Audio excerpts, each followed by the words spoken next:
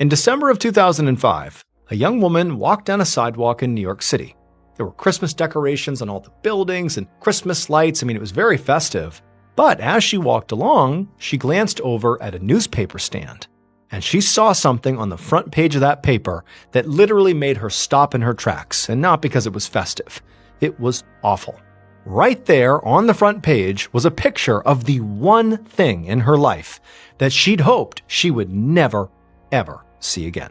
But before we get into today's story, if you're a fan of the strange, dark, and mysterious delivered in story format, then you've come to the right place, because that's all we do, and we upload 2, 3, even 4 times a week. So if that's of interest to you, on the next extremely hot day, sneak into the like button's house and jack their thermostat all the way up to the highest setting, and then once it's there, rip the thermostat off the wall. Also, please subscribe to our channel and turn on all notifications so you don't miss any of our uploads. Okay, let's get into today's story.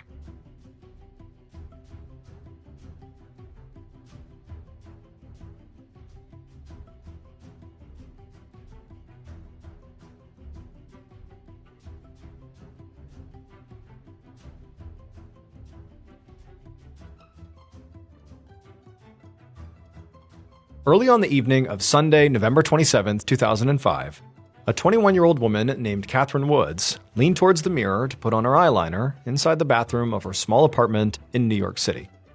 Catherine's phone was sitting on the bathroom counter, and she heard it buzz, but she didn't even look to see who was calling. She didn't have time to talk to anyone, because she had to finish getting ready for her 7 o'clock shift at work. So Catherine had moved to New York City from Ohio 3 years earlier to pursue her dream of becoming a dancer on Broadway. But everything here was so expensive that in addition to chasing her dream, she also had to work 3 different jobs just to make ends meet. Now, 2 of those jobs were pretty standard. She worked as a waitress and also taught children's dance classes. But tonight, she was getting ready to go to her 3rd job, and this job was not really standard at all. In fact, to her, she was sort of embarrassed about it. And because of that, she was keeping it a secret from almost everybody in her life. Her 3rd job was working as a topless dancer at a strip club near Times Square called Flash Dancers. Catherine honestly hated the work, but it paid really well, and if she wanted to have her shot at Broadway, she needed to pay for voice lessons and dance classes. Now, she did live in Manhattan, which was the most expensive part of the already very expensive city, and she knew that she could save some money if she just moved to a neighborhood where rent was cheaper. But when she had first moved to New York, she had lived in a less expensive neighborhood for that reason, and unfortunately, her landlord had sexually assaulted her. The experience had been so traumatic that Catherine had, at the time, considered just leaving New York and going back to Ohio and just being done with this place. But in the end, she had decided to stay in New York and continue chasing her dream. Now, she did move within New York. She'd gotten this apartment in Manhattan because it was a lot safer, and she also got a roommate to help with the cost. His name was David Hahn, he was 23, and he was one of Catherine's friends from back home in Ohio. But at this very moment, David was not inside the apartment. He'd gone outside to get his car so he could drive Catherine to work. Catherine finished her makeup and left the bathroom, and as she walked through the living room, she stepped over a black dog that was sleeping on the floor. The dog was not Catherine's, and it actually was not David's either. David was a part-time dog sitter, so this dog was just staying with them while its owners were out of town. Just like Catherine, David also had a bunch of part-time jobs to help make ends meet. When he wasn't dog sitting, he worked as a doorman at a hotel just up the street from their apartment. Now, Catherine and David had actually been romantic at one point. They had dated for a little while, but these days they were just roommates, living together to split the bills. Although, secretly, Catherine did sometimes wonder if, maybe they should give it another shot to try being a couple again. Thanksgiving had been a few days ago, and instead of going home to Ohio like she usually did, Catherine had stayed in New York and celebrated with David, and it had been a really nice time. Plus, David knew about Catherine's 3rd job of working at Flash Dancers, and he didn't judge her for it, and Catherine felt like a lot of people did, so she liked that about him. But the biggest hurdle that Catherine could see to potentially rekindling their relationship was the fact that David disliked basically every man she met. Whether she was dating them or not, he just did not like them. Now, some of these guys, she could understand why David, didn't like them. Like there was this guy, Joe, that she had dated briefly, who really she'd only met because he was a patron of her strip club. But then there were people like Paul, who was a personal trainer at Catherine's gym, who she'd only seen off and on, and who was nothing but nice to David. And even though Paul and Catherine were not dating now and mostly just spoke on the phone periodically, David still insisted that Paul was a creep. He just did not like the guy. But for now, Catherine figured, you know what, I'm not going to figure out my entire romantic life. I just need to finish getting ready and go downstairs so she wouldn't keep David waiting. So Catherine went into her bedroom and began getting dressed. And that's when she heard that dog start barking at something in the living room. And so, curious, Catherine walked in that direction to see what was going on. A little while later, Catherine's roommate, David, walked quickly along the sidewalk to get his car, which was parked a ways up the street. He was out of breath by the time he reached it.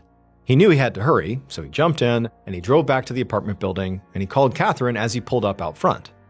When she didn't answer, he threw on his hazards and he climbed back out to go into the building to go get her. And he had just made it up the flight of stairs that led to his second-floor apartment, and he was going down the hallway when he saw something that made him come to an abrupt stop. It was that black dog that he was dog-sitting. Somehow, it had gotten out of the apartment and was just standing there in the shared hallway outside of his apartment door. David blinked and then realized that his neighbor, a man he rarely interacted with named Brad Stewart, was standing right behind the dog.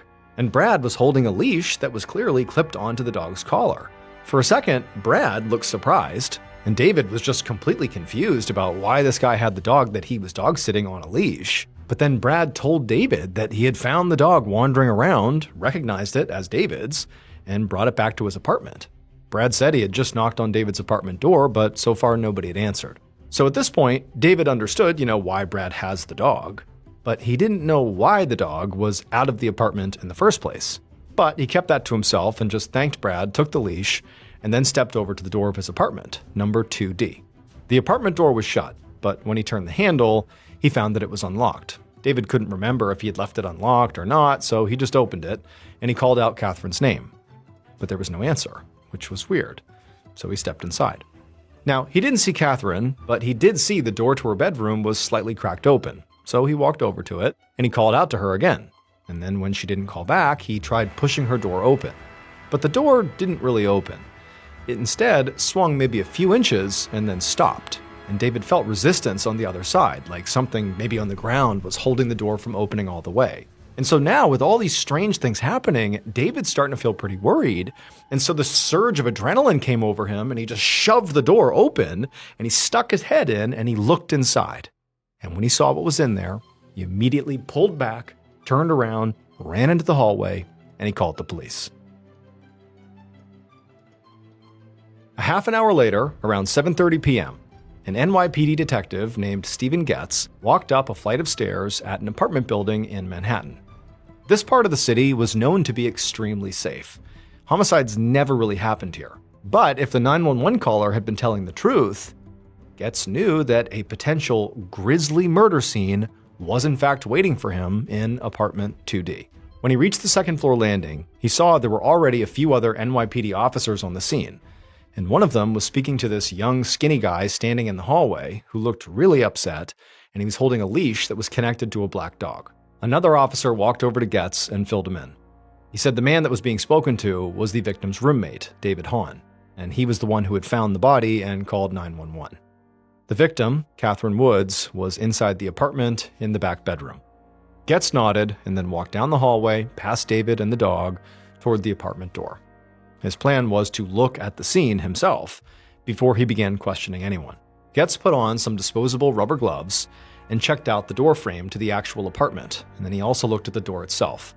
But he didn't see any damage that could signify forced entry. So he stepped into the apartment, and he saw that the small living room was a little bit messy. But it wasn't like it had been ransacked or something. The futon was pulled out and there were some men's clothes strewn around, but it sort of looked like a typical place that people lived. And so Getz walked through the living room, being careful not to disturb anything, and he went towards what he assumed was the bedroom, where the body was. The door was open just wide enough that Getz was able to get through. And when he stepped through and was inside the room, he saw blood everywhere. It was all over the walls and the furniture, and the room itself looked like it had been completely torn apart. One of the dresser drawers was open, and lots of women's clothing was scattered all over the place, and the mattress had been completely taken off the bed frame and was now lying on the floor. And that's actually what was blocking the door from opening all the way. And then, in the middle of the room, in a pool of blood, lay the body of a young woman. Getz knew from the 911 call that her name was Catherine Woods. He walked over and squatted down next to her for a closer look. She was wearing a t-shirt and underwear, and the t-shirt had a very obvious shoe print on it, like whoever had killed Catherine had stepped on her. And there were at least a dozen stab wounds all over her body. There were also what appeared to be defensive wounds on her hands and arms, which Getz knew meant she must have fought back against her attacker. But the worst injuries she sustained were definitely to her neck. Whoever had killed her had slit her throat so deeply that they had almost decapitated her. And so to Getz, right away, it seemed like whoever killed Catherine had been in an absolute rage. At that point, Getz heard footsteps coming from behind him, and he stood up and he turned around to see that the NYPD forensics team had arrived. Now, the blocked door was making maneuvering in and out of this bedroom pretty difficult, so one of the first things the forensics team did was to pick up the mattress and carefully lean it against the wall, so the bedroom door could now swing open all the way. Then Detective Getz just stepped back and let the forensics team get to work. He watched as they pulled that shoe print off the t-shirt Catherine was wearing, and then also there was a second identical shoe print that was on her bed sheets that they also grabbed. To Getz, both of these prints did appear to be from the exact same shoe, and to the naked eye, these prints appeared, at least to Getz, to belong to very likely an average-sized man. Detective Getz was immediately curious about something, so he stepped out of the bedroom into the living room, and he quickly found a couple pairs of men's shoes lying on the floor. And although the tread of these shoes did not match the prints he had just seen in the bedroom, they did appear to be the exact same size.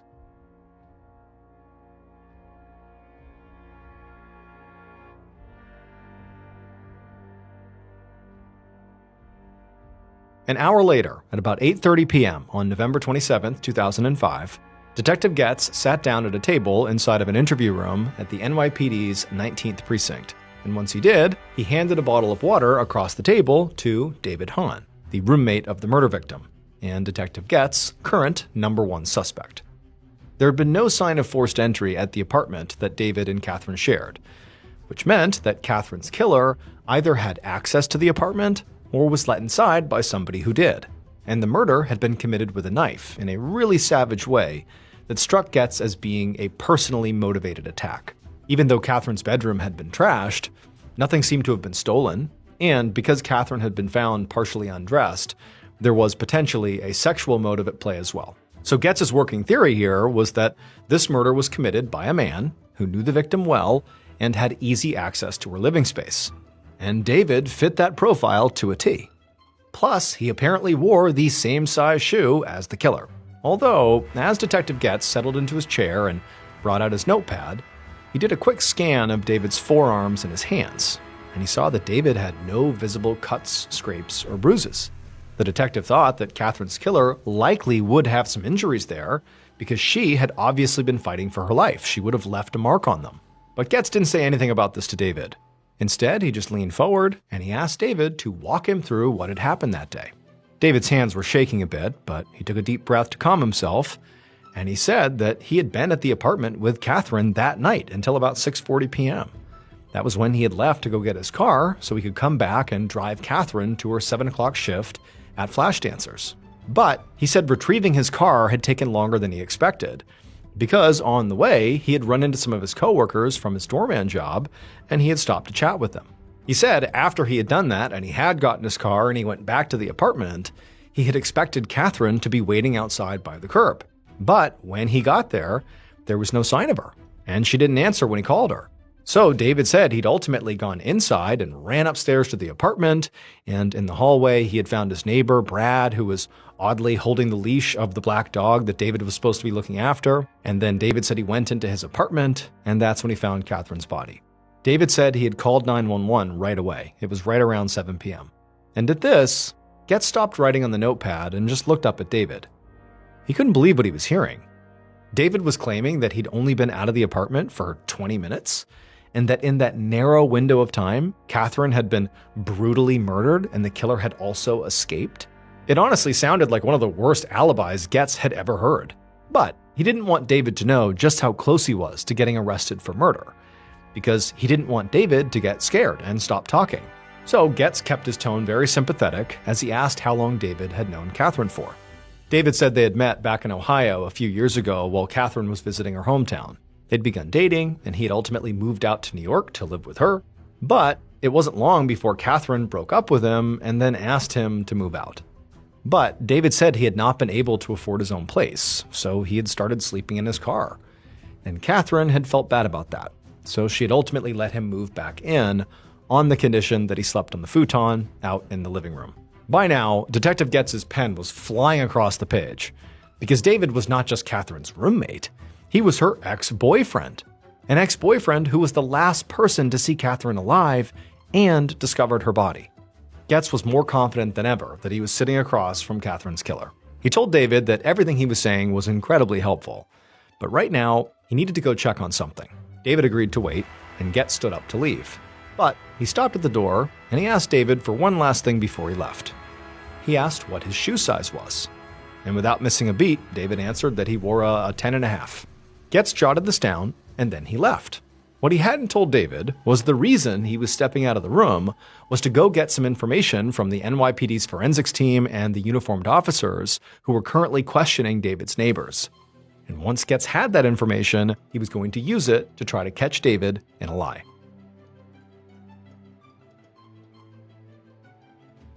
About 19 hours later, so about 3 p.m. the next day, Getz was sitting at his desk feeling completely exhausted, but was pounding yet another cup of coffee. He'd been up all night interrogating David, who was still literally sitting right down the hall in the interrogation room. And also, Getz had been going back and forth with the forensics team and other officers and detectives who were out in the neighborhood, and he still had loads more to do before he could finally go to sleep. Right now, Getz was going over a new batch of reports from the uniformed officers who had gone door to door in Catherine and David's apartment building, asking the neighbors if they'd seen or heard anything unusual. And just like Getz had hoped, the information they were getting did contradict pieces of David's story. David claimed that he had left the apartment at about 6:40 p.m. and said that at that time, Catherine was fine. But 2 neighbors said they heard screams coming from the apartment before 6:40 p.m. The man in the unit directly above David and Catherine said he had heard 3 screams at 6:28 p.m. And the people in the unit next door to David and Catherine said they'd heard screaming, barking, and the sound of furniture moving around even earlier, between 5:45 and 6 p.m. Now, none of these neighbors had done anything about these noises because the noises had stopped pretty quickly. And then there was Brad Stewart, the neighbor who had said he had found the black dog. Brad told police that when he ran into David in the hallway, it was sometime between 6 and 6:30. But David had said that he went back up to the apartment and found Catherine's body at about 7 p.m., a full half hour later. Now, Getz knew witnesses were often bad with time, and in a dense New York City apartment building, there were lots of noises coming from lots of units, but still, it looked to him like David's alibi had serious problems. And so the detective sat back and had some more coffee, and then his phone rang. He picked it up, and it was the forensics team with an update about those shoe prints that were on Catherine's shirt and the bedsheets. And the prints were indeed left behind by a roughly average-sized man. They were a men's size 10.5. And this was the exact size Getz knew David wore. Getz thanked them, hung up the phone, and then rushed back to the interrogation room to have yet another chat with David Hahn. This time, though, Getz did not offer David a water. He just sat down and he confronted him with all these new facts. He told David that the killer's shoe prints were exactly his shoe size, that his neighbors had heard screams before David had supposedly left the building, and that Brad said he'd seen David in the hallway at least a half an hour earlier than David had claimed he was there. Getz leaned in and told David that there were also security cameras in the apartment building, and his officers were already in the process of getting access to that footage. So if David had anything to say, he better say it now. Getz watched as David's expression went from exhausted to clearly afraid. It seemed like this might be the first time that David realized the police truly did not believe his story. And after a second of just stunned silence, David insisted that he had not killed Catherine, and he begged Getz to believe him. But when Getz just glared back at him completely unmoved, David launched into a whole new story, one he had not mentioned at all over the last 20 hours of interrogation. David said Catherine knew this guy named Paul Cortez. She had dated him, but David had always thought he was kind of a creep. And David said Catherine had told him that Paul was obsessed with her. So David said the police really ought to go investigate Paul, not him. To Getz, this seemed like a desperate last-minute attempt to cast suspicion on somebody else. But he knew he did have to follow every lead, so he did write down Paul's name and told David they'd look into it. When Getz finally left the station for the evening, David was still in the interrogation room, and reporters from all the daily papers were beginning to assemble right outside.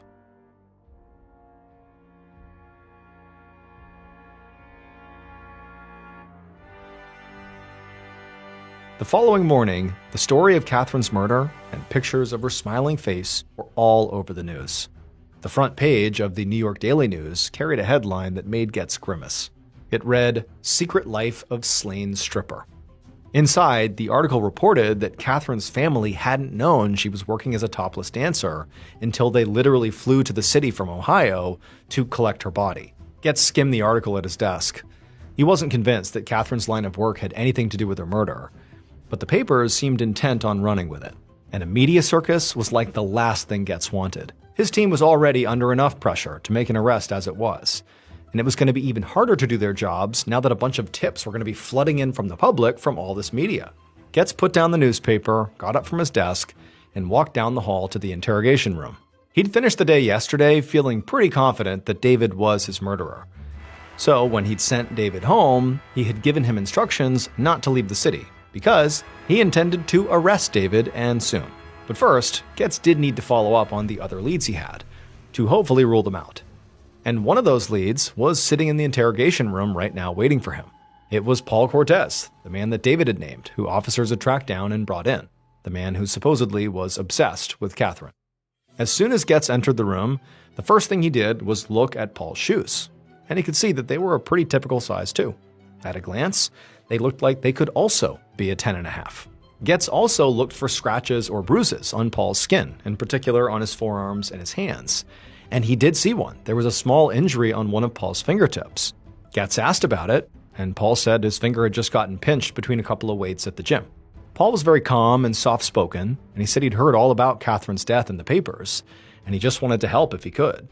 When Getz told him that they'd gotten his name from David Hahn, Paul just kind of rolled his eyes and said, David had always been jealous of his relationship with Catherine. Paul explained that he had met Catherine at the gym about a year ago, and they'd been dating off and on ever since. At the time of Catherine's death, he said they had been off, but Paul said he still cared about her and had hoped that maybe one day they might get back together. Paul told Getz that he hadn't actually seen Catherine on the day of her death, but that he had actually spoken to her on the phone earlier that afternoon, which was not unusual. The two did speak on the phone from time to time. That's all it was. Paul said he actually had tried calling her a second time that day, but she didn't answer. But Paul said he really didn't think much of it. And then Paul said that night he wound up going shopping with some friends and then also to a local bar to watch the Jets game at about 8:30. Getz made a note to follow up on Paul's alibi. Then he asked Paul if he had any idea who might have killed Catherine. Paul thought for a moment, and then his eyes lit up. And he said there had been some stalker guy named Joe who'd been one of Catherine's regulars at the strip club. Months ago, he'd somehow gotten Catherine's phone number and had reached out to her outside of the club. And around that same time, Catherine had actually gotten roofied during one of her strip club shifts. A roofie is called the date rape drug. It basically makes you incapacitated and effectively unconscious. You don't remember anything. People will be given a roofie and then be sexually assaulted. That's often its use. And even though he'd never been able to prove this, Paul always suspected it had been Joe who gave Catherine that roofie. Catherine had cut off contact with Joe, but the whole incident had bothered Paul so much that he tried to convince Catherine to just quit the exotic dancing scene. But she refused. Paul admitted that he actually went on to call Catherine's father to tell him how worried he was about her. And Catherine had been so mad about that she stopped talking to Paul for weeks. And so Getz jotted all this down and then asked Paul if he knew how to get in touch with this guy Joe. Paul said he didn't have Joe's number, but it was definitely in Catherine's phone.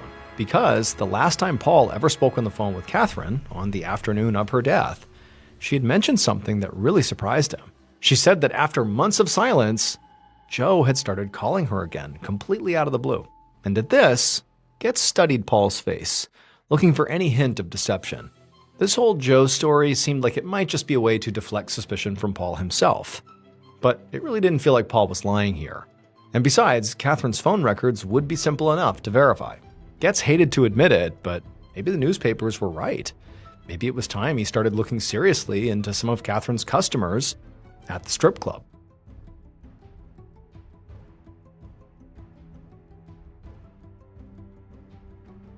The following afternoon, on Wednesday, November 30th, Detective Getz was feeling really annoyed as he hung up the phone at his desk. It had been a call from another reporter, but Getz hadn't made an arrest yet, so he was staying tight-lipped. But for now, he just turned his focus back to the stack of papers on his desk. They were Catherine's cell phone records, which he'd subpoenaed yesterday, and they showed that Paul had been telling the truth. Both he and Joe had called Catherine shortly before she died. So he'd brought in Joe for an interview, and he asked him to explain why, after months of silence, he had called Catherine right before she turned up dead. And Joe had replied he'd only called her to check in, to say he hoped she had a nice Thanksgiving. He had claimed that he was really just trying to be friendly. But then Getz just asked Joe point blank if he had ever roofied anyone's drink before. And at this, Joe's eyes went wide and he kind of sputtered out that he would never dream of doing anything like that. But based on Joe's tone, Getz really felt like he was lying. And so now, Getz felt like the entire investigation was wide open. A few days ago, he had been absolutely confident that David was the killer, but men from Catherine's life just kept coming out of the woodwork. He now had 3 main suspects instead of just 1. In fact, at this point, his original suspect, David, was actually looking more innocent. Getz's officers had spoken to David's coworkers at the hotel where he worked as a doorman, and they confirmed that he really had stopped and talked to them on the evening of Catherine's death, just like he had claimed. And while Getz had hoped that the security camera footage from the apartment building would prove David was lying about his alibi, at least in terms of when he was there, it actually showed David leaving the front entrance of the building at 6:38 p.m., which lined up with David's story because he said he left around 6:40. Now, this did not prove that David was innocent. Based on what the neighbors had heard, she could have been killed before 6:38, but there weren't a lot of cameras in the apartment building, and no angle covered the hallway outside of apartment 2D. So the footage couldn't prove one way or another, whether Brad Stewart, or anybody else for that matter, had gone into the apartment while David was gone. Just then, his phone rang. Getz reached for it, expecting it to be another reporter, but this time he was pleasantly surprised. It was a member of the forensics team, and there was this obvious excitement in their voice. He told Getz that they'd just discovered something big, something they completely missed during their first sweep of Catherine's apartment. The forensics team member explained that when they'd first entered Catherine's bedroom, they had taken that mattress that was stuck behind the door and propped it up against the wall to get it out of the way. But when they'd done that, the mattress had actually covered up something that was right there on the wall all along: a bloody handprint. It was not until a couple of days later, after they'd carefully gone over everything else in the room, that they moved the mattress back down onto the floor, and that's when they found the handprint. Getz's face lit up when he heard this news, because now he knew all he had to do was go get handprints from all of his suspects, which seemed like that would be pretty easy to do. But he quickly realized he had a problem, because some of his suspects had already lawyered up at this point, and they were refusing to speak with police, let alone hand over their prints. And Getz really could not force them to give their prints unless he arrested them. And so that meant Getz was now in this weird catch-22, because he needed the suspect's prints in order to make the arrest, but he also couldn't get their prints unless he arrested them. So at this point, the investigation kind of stalled out. Weeks went by, and Detective Getz started to get really frustrated because there was just nothing he could legally do to push the case forward. However, the case was still receiving a ton of coverage in the press, and to a lot of people, it looked like the NYPD was just sort of dropping the ball here. But then on December 16th, so 3 weeks after Catherine's murder, the news coverage that had annoyed Getz so much actually ended up giving him exactly what he needed. That day, a woman called the NYPD because of something she had seen on the front page of one of the newspapers in New York. And what this woman said led Getz directly to Catherine's killer. Based on forensic evidence and numerous interviews, this is what police believe happened to Catherine Woods on the evening of November 27, 2005.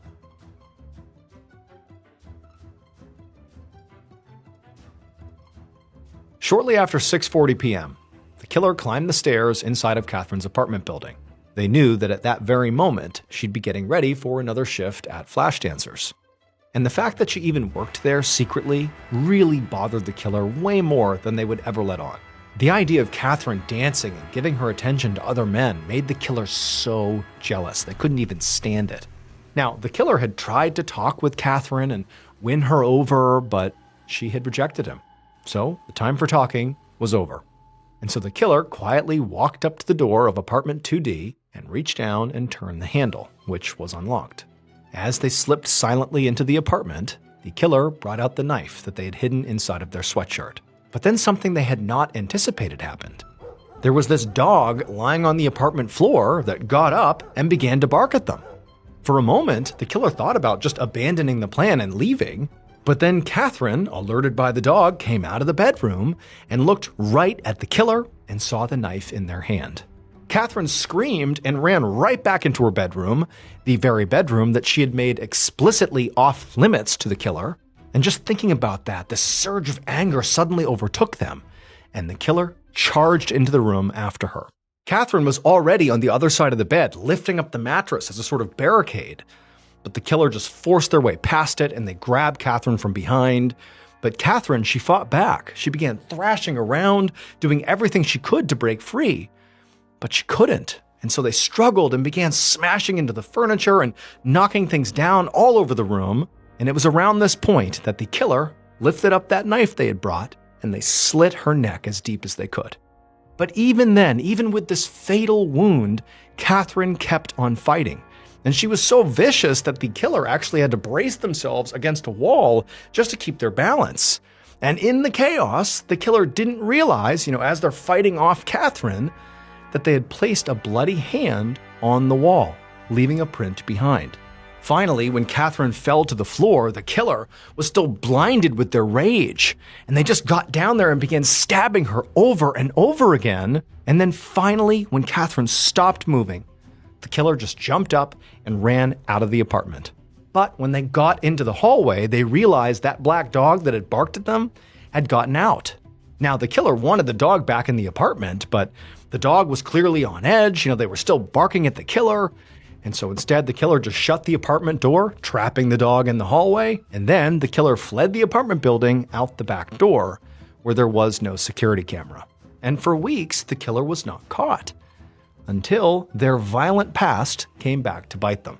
Several weeks after Catherine's murder, a young woman who didn't know Catherine was walking down the streets of New York when she noticed a newspaper.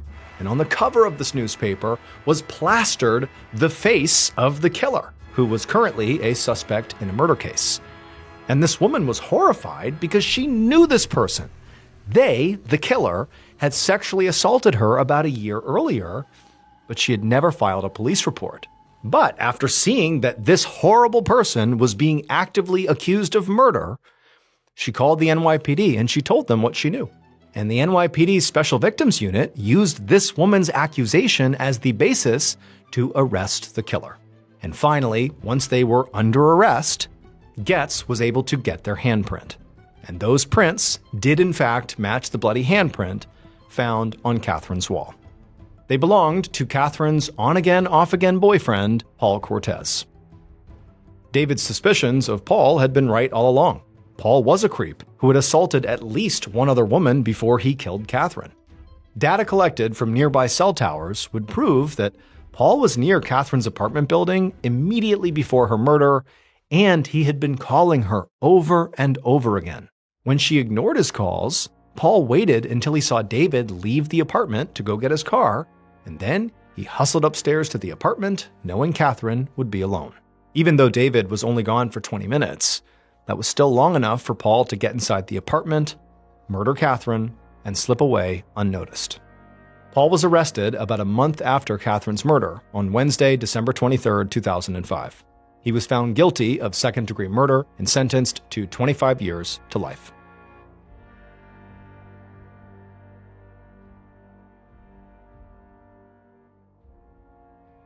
Thank you so much for watching. Let me know what you thought of today's episode in the comments.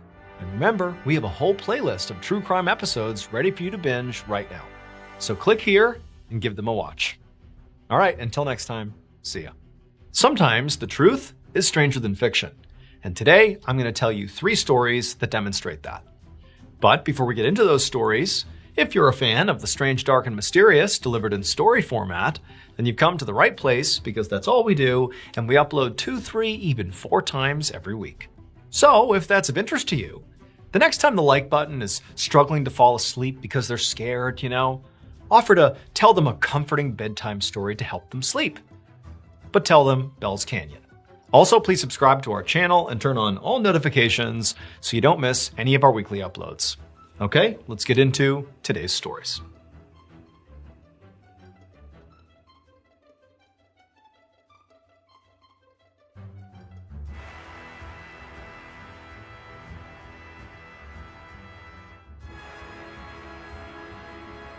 On the morning of Tuesday, July 13th, 1993, a middle-aged nurse named Sharon Dempsey hurried down the hallway of the Meharry Hubbard Hospital, which was in downtown Nashville, Tennessee.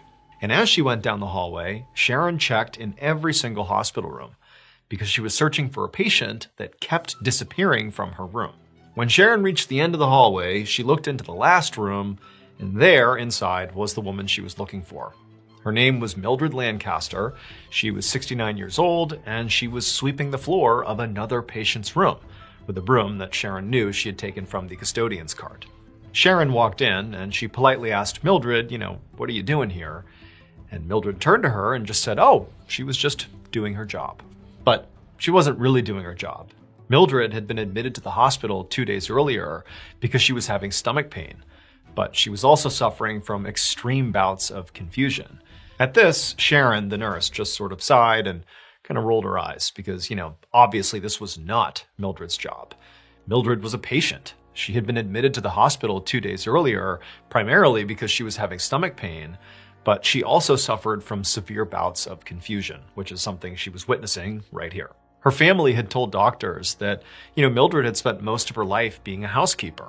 And so when she would get confused, which, they saw plenty of times, she often would sort of default to thinking that she was back to being a housekeeper, even though, she was home or clearly not working. She would think she was working.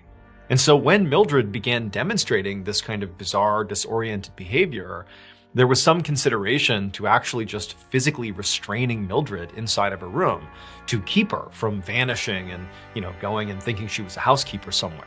She could get into trouble or get hurt. However, Mildred was this very sweet and gentle woman who, it was just hard to forcibly restrain inside of her room. And so instead, the medical team decided that we're just going to have to deal with the fact that periodically she's going to, think she's at work and it might walk out of her room and go start cleaning somewhere. And so we need to keep a close eye on her and keep her safe and just deal with her stomach pain and sort of manage her disorientation.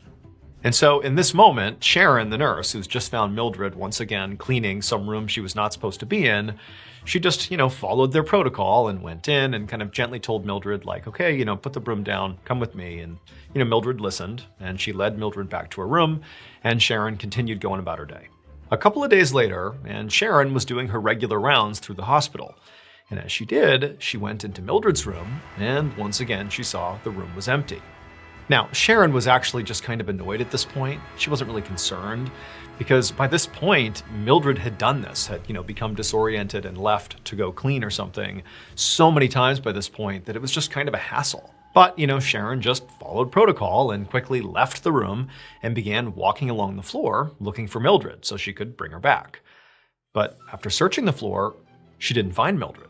And so after checking the whole floor again, but this time much more thoroughly, looking in every closet, every supply area, really searching the area and still not finding her, that's when Sharon began to panic. She began going to other nurses and doctors and asking them, have you seen Mildred? And remember, at this point, the whole floor is aware of what's going on with Mildred, but nobody had seen her, so nobody knew where she was. And so Sharon ultimately went and spoke to the higher-ups at the hospital and informed them what was going on here.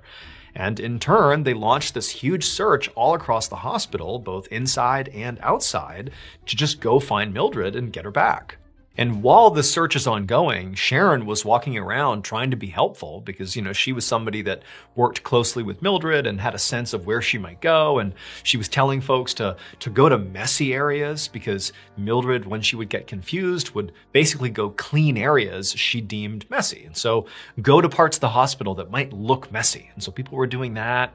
But this hospital, it was huge. It was 11 stories tall. And there were lots of areas that appeared messy. And so it just seemed like a kind of overwhelming task to quickly search this massive property for Mildred. And then on top of that, making it even harder to find Mildred was the fact that the hospital didn't have security cameras. So they couldn't just pull up the footage and see if maybe Mildred had walked outside or something. After about an hour of the search going on, when still they had not found Mildred and people were starting to wonder, are we even going to find her at all? It was at that point that something new and really concerning happened. Sharon called Mildred's cousin to let her and the rest of Mildred's family know that Mildred was missing and that this time it was actually pretty serious that they hadn't found her.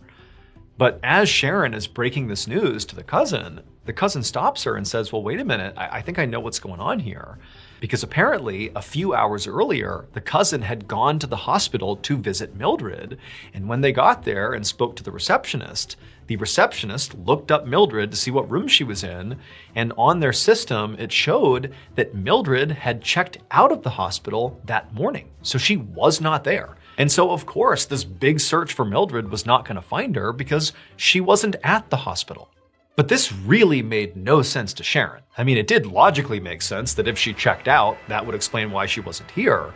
But Mildred should not have been allowed to check out of the hospital. She still definitely was not well. Not just her confusion, but also the stomach pain she was having. She was still totally sick and should not have been discharged. But, the cousin was adamant that they actually left the hospital because they told them, Mildred's not here. There's no one to go visit. She's gone. She checked out. And so Sharon hung up with the cousin and quickly ran down the hall to go talk to the receptionist to see if it was actually true that Mildred had been discharged. And when the receptionist looked it up, sure enough, it was true. Mildred had checked out. And so at this point, Sharon, she could not believe what she was hearing. This didn't make sense. And so Sharon, kind of not knowing what to do next, she walked away from the receptionist and she just walked over to the window that looked out to the front of the hospital. And she was just standing there wondering what she should do. And as she was standing there, she was just looking outside kind of absentmindedly. And she saw all these cars whizzing by, all these busy streets out there. And she suddenly had this thought, well, wait a minute, what if Mildred, in her confused state, went to the front desk and somehow talked her way out and got discharged and has now wandered out into the streets? And what if she's gotten hit by a car or something? This could be an emergency. I have to do something. And so Sharon's first thought was, I got to call the police. And so not long after this, after Sharon did call the authorities, the police arrived at the hospital and they arrived along with search dogs. And one of the search dogs almost immediately picked up Mildred's scent by one of the front doors of the hospital. And the dog led its handler down the street, which seemed to confirm that Mildred really had left the hospital. And so officers would search a full square mile around the hospital, and they even got a helicopter to begin flying overhead. And the search went on for days. But nobody found Mildred. There was no sign of her. She just disappeared. Until almost 2 weeks later. On Wednesday, July 28th, so 13 days after Mildred went missing, a security guard walked into a construction site on his daily patrol. And at the very edge of this site, he noticed there was a long, thin hole in the ground that was about 5 feet deep that had been dug to lay some pipework. But when the security guard just happened to walk over and look down into the hole, he gasped because he saw Mildred. It would turn out, on the day Mildred disappeared, she did become very confused, and she believed she was once again a housekeeper, and she went out, left her room to go do some work. And so Mildred just began wandering around the hospital for quite a while, and surprisingly, nobody stopped her, even though she had left the floor that she was supposed to be on. But she was just such a pleasant person and so nice that she just kind of passed by people and nobody said anything.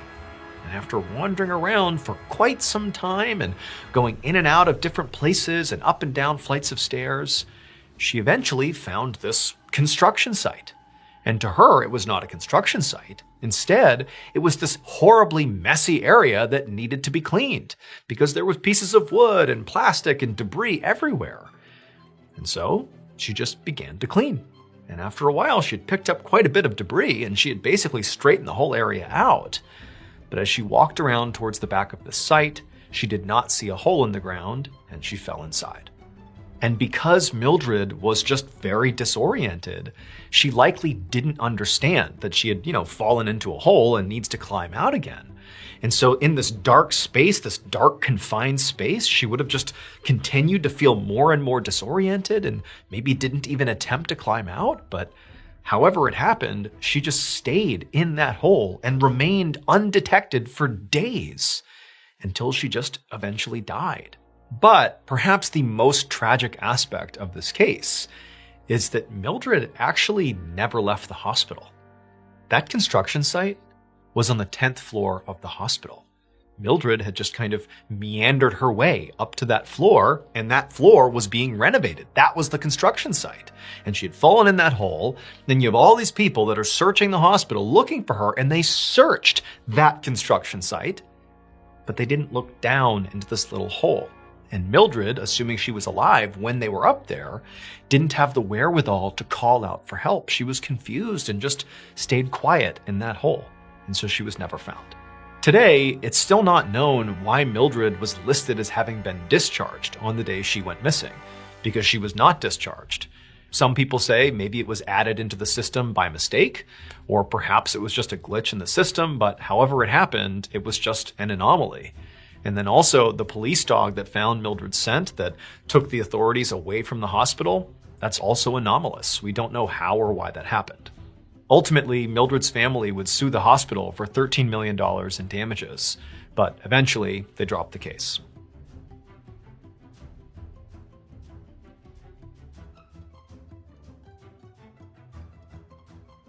BetterHelp is the paid partner of today's video.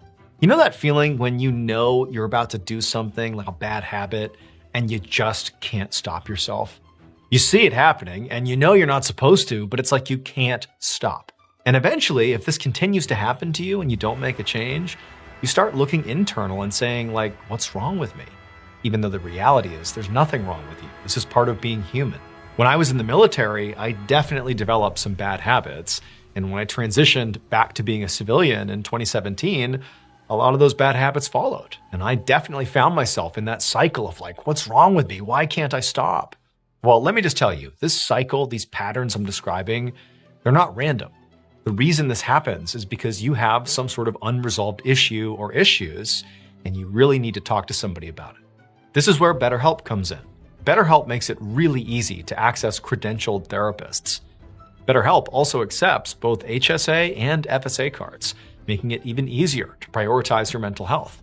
In 2024 alone, over 137,000 people used their HSA or FSA benefits for therapy through BetterHelp.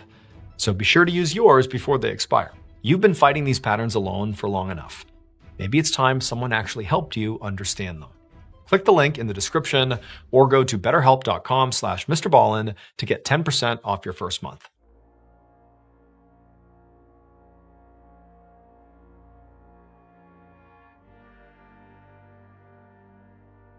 On the night of January 12, 1964, a police sergeant named Neil Johnson entered a small apartment in Los Angeles County, California, along with a team of other officers. And basically, as soon as they walked inside this apartment, they were hit with this blast of hot air and also a just terrible smell. And very quickly, Sergeant Johnson and the others recognized where the smell was coming from, because on the couch was a man who was clearly dead and decomposing. So Sergeant Johnson and the rest of the police officers had been called here by this building's landlord. The landlord had gotten complaints from some other tenants about this awful smell coming from this specific apartment. So they'd come to check it out and, mystery solved. There was a dead person in here. And based on the information they'd already gotten from the landlord about who was renting this apartment, the police already suspected that they knew exactly who this man was. The tenant of this apartment, the sole tenant, was a 38-year-old man named Eugene Meadows. And he'd actually just moved into this apartment only 6 days ago. And on top of, living in this new apartment, Eugene also was just kind of new to the area. He'd moved here from about 8 hours away for a new job. So realistically, there was a good chance he didn't really know anybody in the area. Sergeant Johnson and a few other officers walked over to the couch to take a closer look at Eugene's body. And pretty much right away, they could tell two things. One, it was pretty clear Eugene had not died recently. He had died maybe at least a couple of days ago, so he'd been sitting here for some time. And the other thing they noticed was very clearly there was a bullet hole in the back of his head. But as Sergeant Johnson began looking around the apartment for more clues, he realized that the bullet hole really didn't make any sense. Because first of all, the whole apartment was very neat and very clean. There was no sign of a robbery or a struggle or a break-in. Plus, the landlord had told Sergeant Johnson that when he had first come to check on Eugene after the initial reports of a bad smell coming from his apartment, the landlord had found that the apartment door was locked from the inside. And also he found that all the windows were closed and locked as well. Which meant if Eugene was murdered, the only way that was possible would be if the killer, after shooting Eugene, left and then locked the door behind them, which meant they would have had a key, which sort of suggested that, maybe they knew Eugene, or maybe they just took the key off of him, but, Eugene is new to the area, and so it just seems sort of like a difficult theory to come up with of who would have killed him and left the scene looking this way. But the alternative to murder, perhaps that Eugene took his own life, also didn't really seem possible. Because number one, they couldn't find a gun. There was no gun in the apartment. Certainly not a gun that was near Eugene. If he would have taken his own life, the gun should have been nearby, and it wasn't. And they searched the whole apartment. There was no gun. So Sergeant Johnson and the entire team were pretty much baffled at this point. It just didn't seem to make sense how this guy could have died.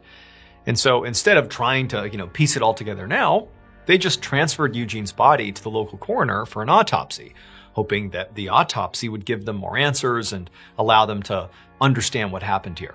However, when the coroner examined Eugene's body, things actually only got more strange. Because the coroner could not find a bullet inside of Eugene's head or anywhere in his body. And there wasn't an exit wound. So imagine if you get shot, the bullet goes into you. Unless there's an exit wound where that bullet can exit you, the bullet will remain inside your body. And so Eugene has one hole in his head, a hole in the back of his head, a bullet hole, no second hole, no exit wound, and no bullet inside of his body. And in addition to this one big anomaly that, there is no bullet, the coroner also noticed two other things that were strange. The first was that Eugene had something known as a calcium ridge on the back of his head near the area where there was this hole. And it's a genetic thing. Basically, there's a section of his skull that was harder, but also more brittle. This would have been something he was born with and likely basically didn't affect him in any way, but considering it was near the area where there's this hole in his head, the coroner flagged it. And then the other thing the coroner noticed is that when he looked at Eugene's internal organs, like in his abdomen, they were a very bright cherry red color. Now, at first glance, the coroner actually didn't necessarily think that the color of his organs really mattered that much. But as the coroner really just could not make sense of how Eugene actually died, he began to go back to the color of the organs, and he thought of something. And so he went to the police and he asked Sergeant Johnson to, just in case, go back to Eugene's apartment and check for this one very specific thing. If it's there, it explains this whole thing. And sure enough, Sergeant Johnson and the police, they went back to Eugene's apartment and they found the thing that the coroner suspected would be there. And it did explain the whole mystery. And it turned out what happened to Eugene was not even close to what Sergeant Johnson originally suspected. Eugene was not murdered. He was not shot in the head, nor did he take his own life. In fact, there was no shooting. He was not shot to death either by himself or by somebody else. Instead, what the coroner suspected from seeing those bright red organs is that maybe Eugene died from carbon monoxide poisoning, which can cause your organs to turn bright cherry red. And so when they went to his apartment, they discovered his heater was leaking and it was emitting poisonous carbon monoxide gas. And so the mystery of how Eugene died was solved. He died from carbon monoxide poisoning. But how he got this hole in his head is a whole other story. After Eugene passed out on his couch from this poisoning, the gas caused his brain to swell And because he had that calcium ridge on the back of his head that he was born with, that's that harder but more brittle part of his skull, well, as his brain continued to swell, it eventually broke through that calcium ridge and basically his head exploded. His brain blew out the back of his head, giving the impression that he had been shot.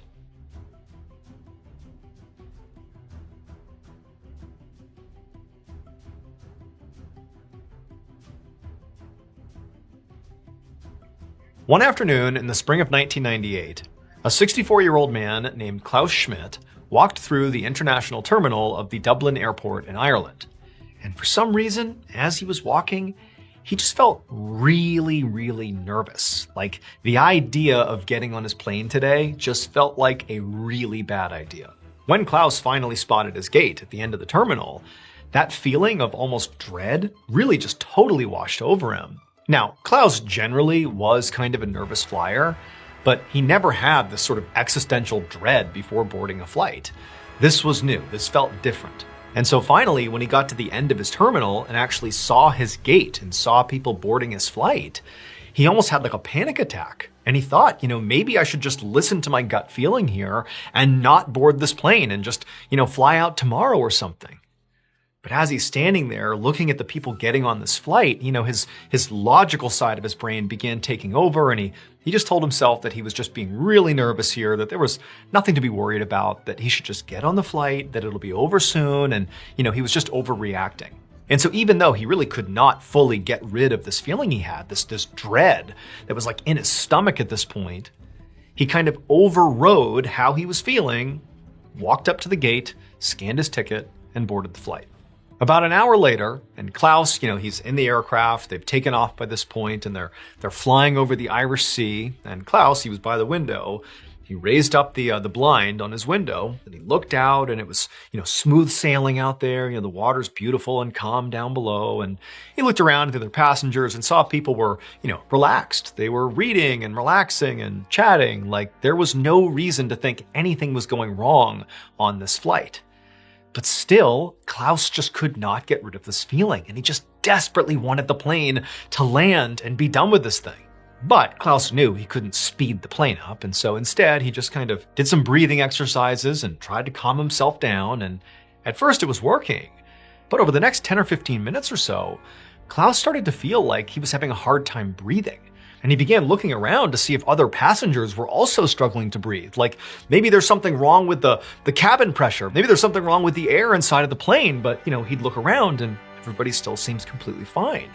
It's just Klaus, who by this point is, he's sweating, he's rocking back and forth, he's so anxious. He just desperately wants this flight to be over. But again, it was like this inability to breathe continued to get worse and worse. And then he started to feel this really intense tightness in his chest. And he was telling himself, like, I'm having a panic attack. That's what's happening here. It's like my anxiety is fully taken over. I can't control it. And so he took off his jacket and he kind of unbuttoned his shirt and he's like dripping sweat. And the other passengers now are starting to take notice of Klaus. Like something's going on with this guy, but no one said anything yet. And Klaus, he's trying to stay calm, but he keeps looking around and everybody else seems fine and something's going on with him. And then that tightness in his chest, it got so bad that Klaus realized that this likely was not anxiety. He could be having a heart attack. And then as soon as he realized that that likely was what was happening to him, it was like all of his symptoms got 10 times worse. And before long, he felt himself kind of fading out of consciousness. He heard other passengers near him yelling out for help, clearly about him. And then a flight attendant ran over and began yelling out to the rest of the plane, "Are there any doctors on board?" And so as Klaus is drifting further and further into unconsciousness, all he could think to himself was his intuition was right. Something bad was going to happen on this plane. But before he could think much more about it, his vision went blurry and he faded into darkness. But it would turn out that Klaus's intuition was actually only half right. Because while it was true that something terrible did happen to him on that flight, he really did have a heart attack, it actually was his decision to get on the flight that saved his life. Because this particular flight was carrying 40 heart specialists home from an international cardiology conference, and they had samples with them of a brand new heart drug that was not yet available to the public. So when Klaus had his heart attack and the flight attendant began calling out for a doctor, well, the 40 doctors all shot their hands up in the air, and one of them rushed over and literally just gave Klaus this new medication that saved his life.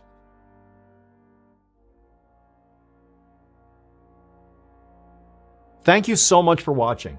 Let me know what you thought of today's episode in the comments. And remember, we have hundreds of videos for you to binge right now. But if you're looking for a recommendation from me of that one video that's worth your time, well, it's this one right here. So give it a watch. All right, until next time, see ya. On April 29th, 2002, in the small town of Pataskala, Ohio, a social worker sat on the floor with a 2-year-old girl. This little girl's mother had unfortunately been murdered in their kitchen just the night before, and police thought this little girl might have actually witnessed the crime. And so now the social worker was trying to get this little girl to see if she could remember if anybody else was here the night before. And at first, the little girl just clutched her stuffed animal and didn't say anything. But eventually, after some gentle prodding, the girl nodded. And then she uttered a name that would turn her family's lives upside down.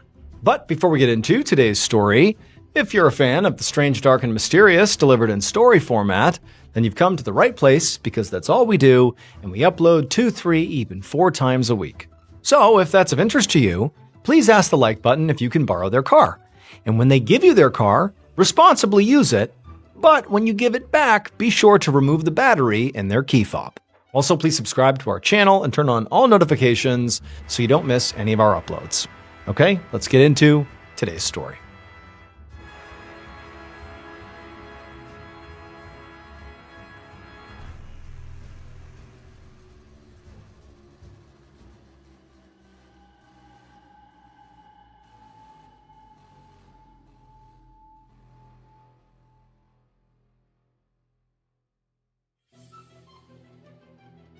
On the evening of April 28, 2002, 38-year-old Rhonda Boggs sat on the couch of her mother-in-law's house in the quiet city of Pataskala, Ohio, nervously watching the clock. At her feet, her 2.5-year-old daughter, Amanda, was playing with a stuffed animal. It was 6:30 p.m., and Rhonda's husband, Dave, was supposed to call any minute. Dave was currently being incarcerated at the county jail. Dave had been sentenced to 2 weeks behind bars for failing to pay child support to one of his exes. And while Rhonda was obviously not thrilled about this, she also knew she should not be surprised. When Rhonda had first met Dave about 12 years earlier, it was his carefree personality that she had really fallen in love with. He was in a rock band, and she had loved going to his shows and dancing in the front row. It all felt glamorous and exciting and like they were going to stay young forever. But now they were both 38, with a toddler to look after, and bills to pay. And Dave, he really just kept on partying and playing rock star, while all their responsibilities sort of fell to Rhonda. She had barely been to any of his shows since Amanda had been born, in part because it wasn't really the kind of scene you could bring a baby to. A lot of the guys Dave hung around with were hard drinkers and drug addicts and ex-cons. And so now, after almost 4 years of marriage, Rhonda was finally starting to see Dave for what he was, which was not carefree. Dave was really just kind of reckless. The phone rang and Rhonda picked it up. And as expected, it was Dave. And what Rhonda really wanted to say to him was that she was upset and seriously considering divorce, and that in fact, she'd already taken his name off her retirement plan. But at the same time, she saw her mother-in-law standing in the doorway, clearly listening, and so instead of saying what she really wanted to say, she just said, "Hey Dave, how are you doing?" An hour later, back at her own home, Rhonda put a casserole into the oven, and then she turned on cartoons for Amanda, and then went outside to mow the lawn before it got too dark. Rhonda was used to doing almost everything around the house herself, since Dave was practically never home anyway. But now that he was, in jail, she had to literally do everything, including, mowing the grass on a Sunday night. So Rhonda wheeled the lawnmower out of the garage and into the yard, and then she pulled the cord to start the engine. But like everything else in their little house, the lawnmower was on the verge of breaking down, and it kept shutting off. While Rhonda struggled, she noticed her neighbor coming out of the house across the street, and he waved to Rhonda as he came down his own driveway, sort of telling her like, "Hey, turn off that lawnmower." And once she did, and once it was quiet enough to actually hear each other, he shouted from across the street and asked if she wanted to borrow his lawnmower that did work. Rhonda found herself looking around the yard at all the tall grass and saw how dark it was already getting. And then she checked her watch and saw that, her casserole was going to be done in just a minute here. And so she said to her neighbor that she really appreciated the offer, but it didn't really matter because you know what? She doesn't have time to do this anyways. She has to go back inside. So Rhonda said bye to her neighbor and then pushed her defective lawnmower back inside the garage. And then she made a mental note to call Dave's cousin, Nick, the following day to see if maybe he could come by and fix her lawnmower. Nick worked as a maintenance man at a big apartment complex, and even though he lived 45 minutes away, he'd been helping Rhonda around the house while Dave was behind bars. Just last week, he had fixed up her washing machine, and he called all the time just to check in. And so now, Rhonda went back inside the house, into the kitchen, and took the casserole out of the oven just before the timer rang. She cut the casserole into 2 pieces and brought those pieces into the dining room and set them on the table. Then she walked over and turned off the TV, scooped up her daughter, and brought her over to the table. It was getting late, and all Rhonda really wanted to do here was just eat quickly and go to bed. But for every bite that made it into Amanda's mouth, another wound up on the floor. And so Rhonda knew that, at the end of dinner, she would have to do another round of cleanup before she could finally go to sleep. But Rhonda knew, Amanda couldn't help it. She was a little kid. And so she reached over and took her daughter's fork and began helping her eat, to not only minimize the mess, but also to help her kid out. And in reality, Amanda was actually the thing preventing Rhonda from just pulling the trigger on a divorce. She didn't know if she could handle being a single mother. It was hard enough having Dave gone for a few weeks, that she couldn't even imagine doing this all alone by herself forever. And since she already knew Dave was bad at paying child support, as that is the reason he was in jail right now, she figured if she was a single mom, even if he was ordered to pay her, she would likely have to rely on paying the bills herself. She would need to get a job and make money. Now, Rhonda did have a job now as an office assistant, but she wasn't sure if that would be enough to fully support herself and her daughter without any additional financial help. But just then, as Rhonda was scooping up another bite of casserole for her daughter, she heard a noise outside that almost sounded like heavy footsteps. She turned around, and through the curtains, she could see the silhouette of a person clearly coming up her driveway. The next morning, Monday, April 29th, Rhonda's coworker, Gary Pulowski, noticed that Rhonda was running late for her shift in the office at Hamilton Home Products, which was a heating equipment company. And this was strange because Rhonda had actually never been late before in the entire time that she had worked there. So Gary began asking around to see if anybody knew where Rhonda was or if maybe she'd called in or something. But his coworkers all shrugged and said they hadn't heard from her since she left the office on Friday night.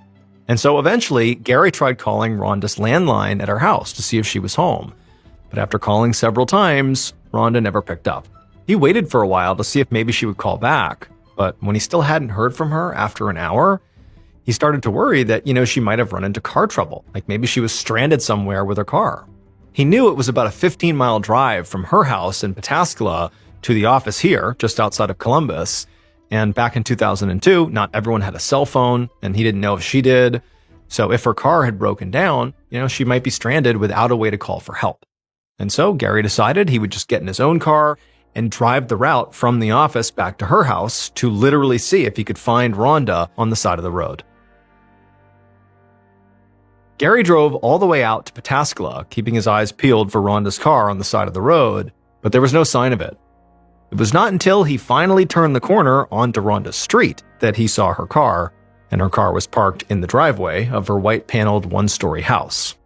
And at this, Gary's stomach kind of balled up into a knot, because he realized that, Rhonda had clearly not left for work at all. And he knew that if she had just stayed home this whole time without calling in or calling anybody back, that something bad had to have happened. And so Gary pulled up to her house, and he got out of his car and walked up to the front door and he knocked, but there was no answer. So after a minute, he went around and knocked on the back door, and there was still no answer back there either.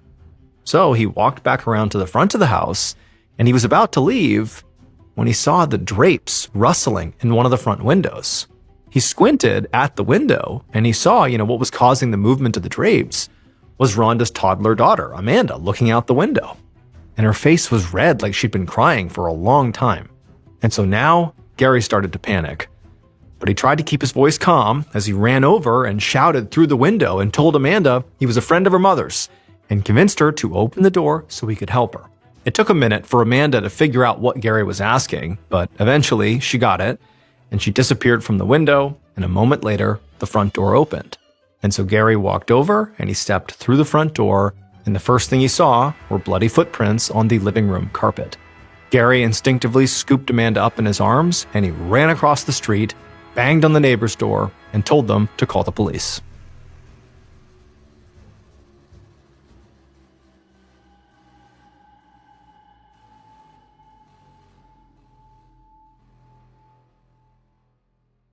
Not long after, Pataskala police would arrive at Rhonda's house, and they would search the inside, and they would find Rhonda, and she was found stabbed to death in her own kitchen. This was the first homicide in Pataskala in 6 years, and there were only 17 officers in the whole police department, and the crime scene unit was run out of a refurbished ambulance. So, Police Chief Chris Forshee didn't have a ton of resources to throw at this case, but he called in all available officers and sent them to the crime scene. And then he headed out there himself to make sure they did the job right. By the time Forshee pulled up to the house, his officers had already sealed off the perimeter. He ducked under the crime scene tape, walked inside the house, and followed the sound of footsteps and clicking cameras into the kitchen, where a woman was lying in a pool of blood on the tile floor. An officer told Forshee that the victim had been identified as Rhonda Boggs, and it was her coworker who had come to check on her when she hadn't shown up for work that morning that ultimately prompted a 911 call that led to the discovery of the body. The officer also told Forshee that Rhonda's toddler daughter had been found, uninjured, in the house with her body. And so Forshee knelt down to examine the body. And right away, he saw at least, more than a dozen stab wounds on Rhonda's head, her neck, her chest, and her shoulders. The sheer number of wounds and the blood all over the kitchen suggested there had to have been a struggle, and that from the looks of it, Rhonda had fought very hard with her attacker. The remnants of what appeared to be a casserole were sitting on the stove, and Rhonda was fully dressed. So Forshee figured the crime must have happened sometime before she went to bed, so between dinner and bedtime. And then Forshee wondered if, her poor daughter had been awake, or maybe even in the room, when this happened. After the scene had been photographed, Forshee gave the green light for the coroner to actually physically lift Rhonda's body up off the ground onto a stretcher. And when the coroner's staff hoisted her up, Forshee noticed something lying underneath her body. It was a steak knife with blood all over the blade. Forshee looked around the kitchen and realized the black handle on that knife matched the set of knives on the countertop. It appeared that Rhonda had been killed with a knife from her own kitchen, which meant her killer did not show up to the house with their murder weapon. This suggested that this murder was likely a heat-of-the-moment crime, rather than something that had been planned out. While Forshee's officers finished collecting forensic evidence in the kitchen, Forshee himself walked through the rest of the house. It looked like it had been completely ransacked. The jewelry box in the bedroom was empty, and the dresser drawers were open, and piles of Rhonda's clothes were strewn all over the floor. And then in the dining room, they found a purse that had been overturned with all of its contents spilled out, and clearly it looked like somebody had been sifting through it. And so Forshee thought that, between the sort of ransacked appearance of the house and also the weapon of opportunity, that it seemed like this could have been a robbery gone wrong. However, there was one factor that did seem to complicate things, or at least make it seem like this could have been something else, and that was that there was no sign of forced entry. Just then, Forshee heard a commotion near the front door, and so he walked over, and he saw there was a woman trying to push her way into the house. And her face was all red, and she was crying, and she was shouting at the officers, demanding to know what happened. Forshee took this woman outside and tried to calm her down, and she would eventually tell him that her name was Kim Davis, and she was Rhonda's sister. Once she'd caught her breath, Forshee explained to her what he already knew, which was that unfortunately, her sister Rhonda had been found stabbed to death inside of her home, and the running theory at this point, at least his theory, was this was a robbery gone wrong. And potentially, because there was no sign of forced entry, it could indicate that it was somebody that, Rhonda potentially knew and who she would have, let into the house if she saw them. Now, Kim was obviously extremely upset by this, and so for a minute, Forshee just consoled her. But he really needed to kind of press this investigation, And so once she had kind of calmed down a little bit, he asked her if she knew of anybody who might have wanted to hurt Rhonda. And Kim immediately said no. She couldn't imagine her sister having any enemies. But after sitting with that question for a moment, Kim said that actually there was one person who might have had a problem with Rhonda, and that was her husband, Dave. Kim said that Rhonda and Dave's marriage had been on the rocks for a while, and in fact, Rhonda had told her recently that she was thinking about getting a divorce. But Kim said, Dave actually is currently in jail, so I don't see how he could have done this. He was literally in jail at the time this happened. Still, though, she thought it was possible that, Dave could have been involved one way or another. He might have paid somebody to come here and do this, or maybe put one of his friends up to it. Forshee promised Kim he would look into this, but he was already feeling pretty skeptical. I mean, if Dave couldn't even pay child support, what was the likelihood that he was able to afford a hitman?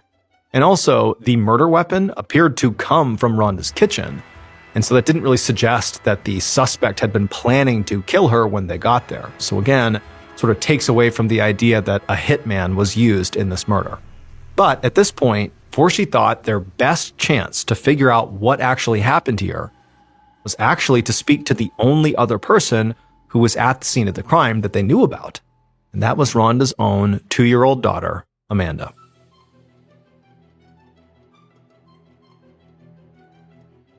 Later that day, a social worker from Child Services pulled up outside the house, and Forshee walked out to greet her. And he said to her that before she took custody of Amanda, he was hoping that, she could help him talk to this girl and see what she knew about the murder, because she was here, when it happened, and there was nobody else who witnessed it but her. The social worker nodded, and so Forshee took her across the street to the neighbor's house, where Amanda had been staying all morning. Now, Forshee didn't know if this little girl would be able to tell them anything at all. I mean, of course, she could be in complete shock. She's also 2. And he also knew that even if she did tell them stuff, they wouldn't necessarily be reliable because, again, she's 2 years old and she very likely is in shock. But regardless, Forshee knew he had to try. So he stood in the corner of the living room while the social worker sat down on the floor with Amanda and asked her what she had seen the night before.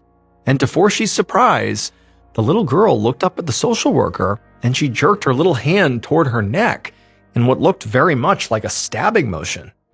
And then in a quiet voice, she said her mother had fallen down and gone to sleep. Then the social worker asked her if anybody else had been there. And Forshee felt himself holding his breath, waiting for Amanda to answer. And there was a moment of silence before Amanda said, "Uncle Nick." A few hours later, Chief Forshee was still at the crime scene when 2 officers pulled up in a cruiser and took this grungy-looking man out of the back seat and escorted him into the house. This was not the Uncle Nick that Amanda had named. It was Amanda's own father, Dave Boggs, who had been in jail when his wife was murdered. Now, Forshee was absolutely planning to speak to this Uncle Nick, but first he wanted to gather as much information as possible about him. During Amanda's conversation with the social worker, she had said repeatedly that Uncle Nick had hurt Mommy.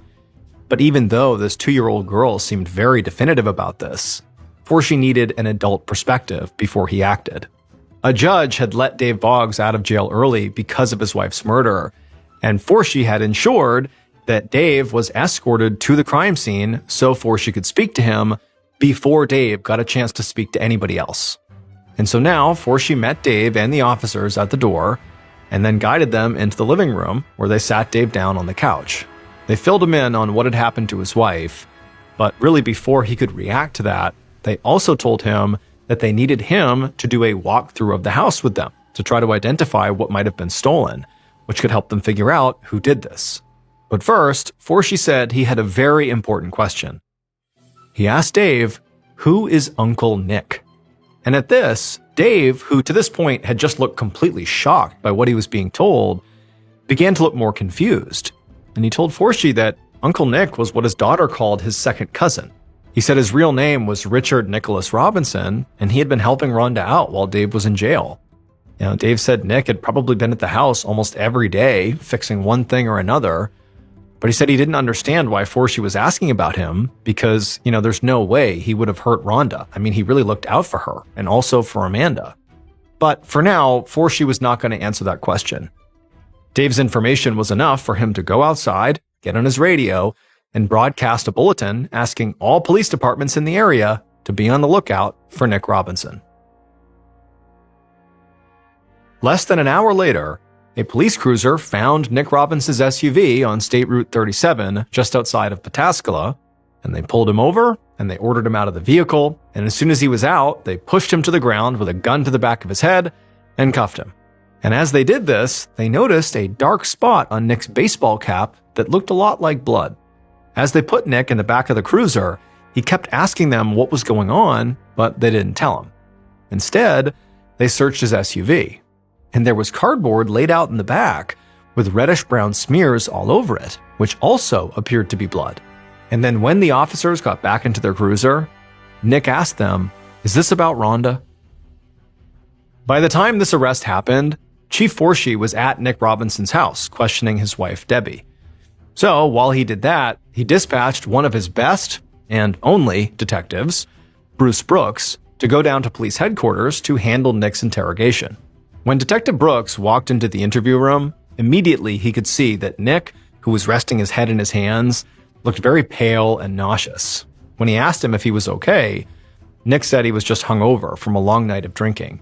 He said he had been at a bar in Columbus until around 10:30 p.m., and then he had gone to another bar in Lancaster, which was a town nearby where he lived.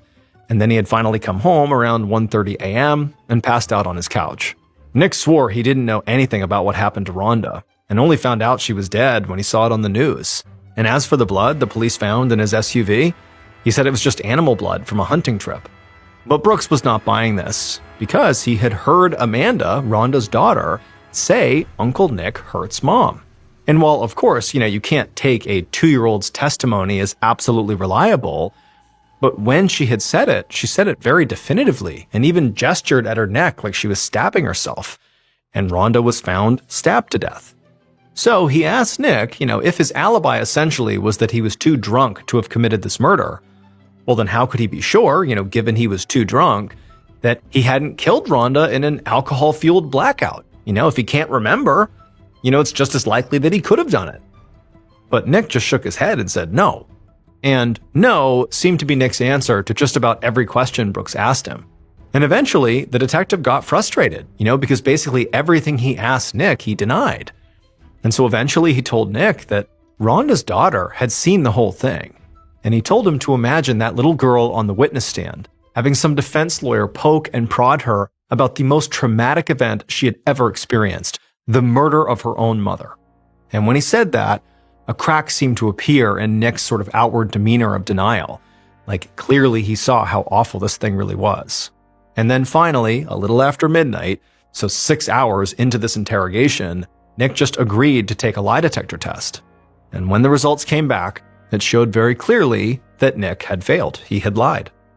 But instead of confessing at this point, Nick dug in and swore up and down that he really was innocent.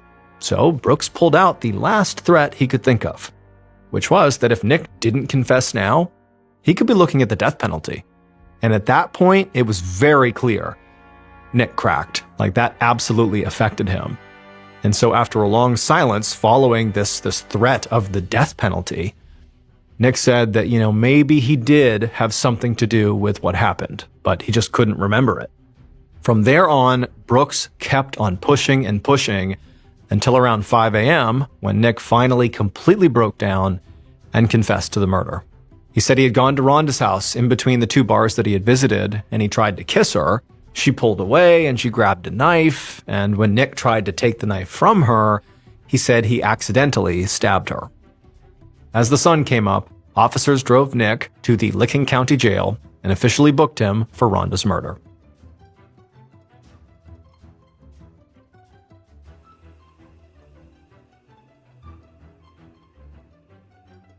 Later that morning, Chief Forshee stood in front of a group of reporters outside the police station and praised his officers for catching Rhonda Boggs' killer and getting a confession in less than 24 hours. But later that week, Detective Brooks was in his office wrapping up paperwork when a secretary stuck her head in the door and said there was somebody on the phone for him. Brooks picked it up, and the man on the other end of the line introduced himself as Bob Sisko. And he said he was the bandmate of Rhonda's husband, Dave Boggs, and he did not think Nick was guilty of this murder. Bob said on the evening that Rhonda was killed, another one of their former bandmates, a guy named Chris Williams, had stopped by his house. And Chris had seemed very nervous and sort of keyed up. He was pacing around and smoking cigarette after cigarette, and it just seemed like he was very mentally preoccupied with something. Now, Bob said Chris had actually in the past already robbed Rhonda and Dave's house. He had stolen a bunch of band equipment and sold it for drug money. And so when Bob Sisko saw on the news that, Rhonda was dead and her house appeared to have been robbed, he couldn't shake this feeling that Chris might have been involved. It just seemed too similar to be a coincidence. Brooks wrote all this down and thanked Bob for the information, but he wasn't sure how seriously to take this tip, since they already had a confession from their primary suspect. But he spoke to Forshee, and the chief decided to go ahead and re-interview Rhonda's 2-year-old daughter, just to cover their bases. A few days later, so about 2 weeks after Rhonda's murder, Chief Forshee waited by the phone in his office, anxiously watching the clock. He knew that the social worker who had spoken to Amanda the first time was in the process of interviewing her a second time, and any minute now, this social worker should be calling him with an update. Now, Forshee was hopeful that the little girl would just repeat the same story that she had told on the day of her mother's murder. But when his phone finally rang and Forshee picked it up, he learned that that is not what happened.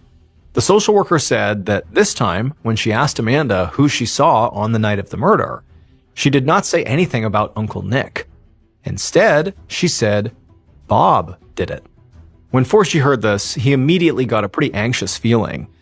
He'd been afraid from the beginning that, a toddler was not a reliable eyewitness, and she could just be throwing out whatever names popped into her head. But he also thought it was a very strange coincidence that of all the people she could have named other than Uncle Nick, she said Bob. The same guy who had just called the station trying to, cast blame onto some other guy the police had never even heard of. Something just felt off. But as Forshee thought about it, he decided, it didn't really change anything. Nick had already confessed, like he said he did this. So they didn't really need Amanda as a witness to make the charges against Nick stick. 5 days later, a grand jury officially indicted Nick on murder charges. And to the huge surprise of investigators, Nick pled not guilty. So he was now claiming he had given a false confession and that he was not Rhonda Boggs' killer. About 7 months later, in December of 2002, a man named Matt Sauer stepped into a bar called Merry Melodies in Columbus, Ohio. He went up to the counter and pulled a manila folder out of his messenger bag, and he asked the bartender if he recognized the man in the photograph inside. The bartender looked down at the photo for a second, and then looked back up at Sauer and nodded and said, yes, that's Nick Robinson. He was here 8 months ago, on the night of the murder, and I've been waiting for you guys to come here and talk to me about it, because I know he was here on the night of the murder. Sauer was kind of caught off guard by how sure the bartender was, and so he asked them, how can you be so sure it was him, and how do you know he was here on the night of the murder? How can you remember that? But the bartender had a quick answer. He said the reason he remembered Nick is he had been wearing this very unique, unforgettable t-shirt that night with this obscene joke on it about women's bodies, so he just remembered it. Bartender said Nick had stayed there on the night of the murder until 10:15 or maybe 10:30. The bartender was absolutely certain. And so again, the bartender said to Sauer, I'm just pretty surprised it took this long for you all to come here and confirm his whereabouts. I've known this. Sauer closed his folder and thanked the bartender, and then just set his business card down on the counter. And when the bartender picked it up, he looked surprised, because Matt Sauer was not actually a police officer. He was a private investigator, and he'd been hired by Nick Robinson to clear his name. Sauer knew this was going to be a tough job, because Nick had already confessed to Rhonda Boggs' murder. But Sauer was hoping that this interview with the bartender would help him poke a massive hole in the case against him.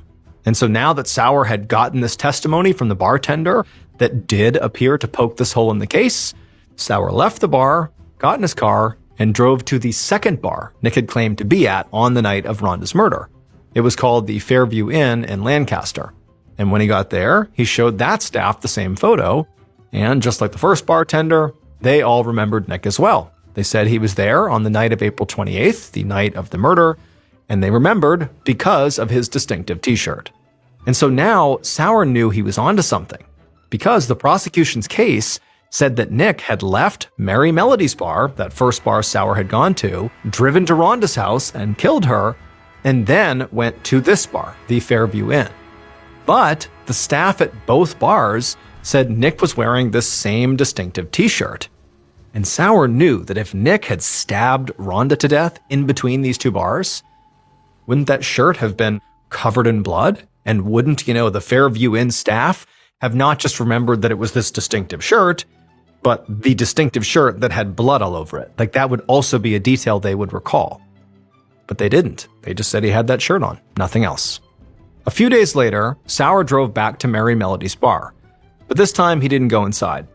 Instead, he just pulled his car into their parking lot and started his stopwatch. And then once it was going, he pulled out of the parking lot, turned down the street, and drove all the way to Fairview Inn. And when he reached their parking lot, he checked his stopwatch, and the drive had taken, about 45 minutes. The prosecution's case against Nick had him leaving Merry Melody's bar, murdering Rhonda, and driving all the way to the Fairview, all within 30 to 45 minutes. But Sauers' experiment here with his stopwatch proved there was simply no way for Nick to have driven all the way to Rhonda's house, committed the murder, and then made it back to the Fairview Inn in that same window of time. It just wasn't possible, which meant Nick's alibi was airtight and he could not have been the killer. Now, Sauer just had to figure out who actually was. Matt Sauer showed the evidence he had found to Nick's defense attorney, who then brought that evidence to the judge in the case, and they also asked the judge for an order to test a key piece of evidence that the Pataskala police had never even sent to the crime lab, the murder weapon. And so the judge agreed to test the knife, and a month later, in January of 2003, the evidence came back from the lab, and they discovered there was DNA on the knife from someone other than Rhonda. Investigators were not sure who the DNA belonged to, because back in 2003, it isn't like you had this huge bank to test it against. You basically had to test DNA one-to-one. But they were able to do that with Nick's DNA, and were able to confirm that it was not his DNA on the murder weapon. And so this cast serious doubt on Nick as a suspect, but it wasn't enough to clear his name. Not until Sauer could figure out who that other set of DNA belonged to. And so Sauer dug through the police files on the case, and he realized there were a lot of potential suspects the police had never even bothered to look at closely, or at all. There was Rhonda's soon-to-be ex-husband, Dave, who'd been flagged by Rhonda's sister on day one. Dave obviously could not have committed the murder himself because he was in jail. But, like the sister suggested, it's possible he could have recruited somebody else to do it. And so all of Dave's friends, his acquaintances, the people he met in jail potentially, were suspects too. There was also Chris Williams, the former bandmate who had previously robbed Dave and Rhonda's house once before and sold Dave's guitars for drug money. And of course, there was Bob Sisko, the man who had actually called in the tip about Chris. And at one point, Rhonda's own daughter had said Bob had been in the house during the murder. And so maybe that was Bob Sisko. Any of those people could have been Rhonda's killer. But since there was so little investigation done, Sauer was essentially starting over from square one, almost 9 months after the crime. The killer could even be somebody who the police never even knew about, because they had never really even bothered to focus on anybody but Nick. And so with little concrete to go off of, Sauer decided that, before he began investigating 87 different people, he would start with the sort of one concrete thing he had, which is they knew what items had been taken from Rhonda's house during the murder. And so what he decided he would do is try to track down those items, and hopefully they would lead him to the actual killer. A few days later, Sauer stepped into a pawn shop in Columbus and walked slowly down the aisle, scanning the shelves for some of the items that he knew had been taken from Rhonda and Dave's house. But like all the other pawn shops he'd been to that day, he hadn't found anything, and when he got to the end of this aisle, he knew this pawn shop as well did not have any of these missing items. Now, it was entirely possible that the items that had been stolen had not been pawned off yet, or maybe they had been pawned off in some other part of the country or something. But it just seemed kind of likely that if they had been pawned, they might be sort of roughly in the area. But so far, he had not found anything promising. And so after leaving this pawn shop and going to another and then another and still not finding any of the stolen items, Sauer finally decided to call it a day and head back home. However, on his ride back home, Sauer found himself stopped at a stoplight. And as he was idling there, he just happened to look out the window, and on the other side of the road, he saw a Bureau of Motor Vehicles, a DMV. And when he saw the DMV, it was like something kind of rattled loose in his mind. He remembered that one of the persons of interest on his list had been arrested for car theft about a week after Rhonda's murder. But, according to the police files, that suspect owned a car of their own, a blue Cadillac. So why would they need to steal another car if they already owned one? And so on a whim, Sauer pulled into the parking lot of this DMV. He went inside, and he went up to one of the clerks, and he asked them to look into this particular blue Cadillac. He gave the clerk the license plate number, and he quickly found out that on April 30th, 2002, so one day after Rhonda's body had been found, that blue Cadillac had been sold to a woman in Columbus whose name was Letitia Gordon. And so Sauer left the DMV and drove straight to Letitia's house, and he knocked on the door. And the woman who opened it looked a bit scared when he introduced himself as an investigator, but she also did not seem surprised. Letitia told Sauer that she knew why he was there. It was because of the blue Cadillac that she had bought. She said that she had bought that car off a stranger right off the street who had offered to sell it to her for just $300, something she couldn't pass up. However, when she got home with this new car, she looked inside of it, and she found there was all this stuff piled up in the back of the car, which included clothes, jewelry, and a purse with somebody's photo ID inside. And the name on that ID was Rhonda Boggs. And so, with his suspicions now confirmed, Sauer was finally able to reconstruct what really happened to Rhonda Boggs on the night of April 28, 2002.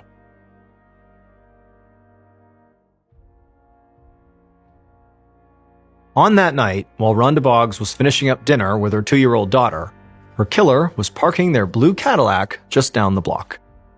They eventually got out and stormed over to Rhonda's house in a total fury, with their heart pounding and their heads swimming, and they stomped up her driveway, and they rang the doorbell.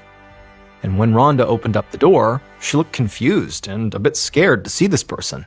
She asked them what they were doing there, but the killer just brushed past her and stormed into her house, into the kitchen, and began digging through her purse right on the counter. Rhonda tried to stop them, but when she put her hands on them, the killer, without any hesitation, grabbed a nearby steak knife and stabbed Rhonda in the chest. Rhonda, she fell to the ground and tried to stand back up and tried to defend herself, but the killer was on top of her, stabbing her over and over and over again until Rhonda was no longer moving. The killer at that point stood up and backed away from Rhonda's body, which was now lying there in a pool of blood on the kitchen tile. And then they just proceeded to ransack the house and stole whatever money and valuables they could find. And then as they were about to leave, they saw a toddler just standing in the hallway, watching them. The killer paid the child no mind and just hurried right past them out of the house, got back into their blue Cadillac, and spent the rest of the night on a massive drug binge. And then the next morning, they sold that blue Cadillac to a woman in Columbus on the street, accidentally leaving Rhonda's stolen purse, her ID, and jewelry in the back of that car. And nearly a year later, those items would lead investigators to the killer. The killer was Chris Williams, Dave Boggs' former bandmate who had robbed him and Rhonda once before. On the night of the murder, he was high on crack and needed money for his next hit, and Rhonda unfortunately got in the way. Chris was charged with Rhonda's murder, and on March 28, 2005, he was found guilty on all counts. He was sentenced to 20 years to life for Rhonda's murder and a total of 28 years for aggravated robbery, burglary, and escaping from a halfway house. After Chris Williams was charged, all the charges against Nick Robinson were dropped.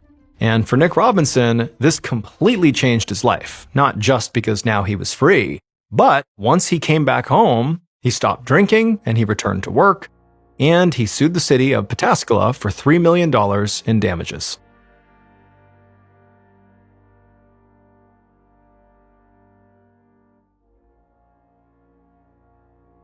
Thank you so much for watching. Let me know what you thought of today's episode in the comments. And remember, we have a whole playlist of true crime episodes ready for you to binge right now. So click here and give them a watch. All right, until next time, see ya.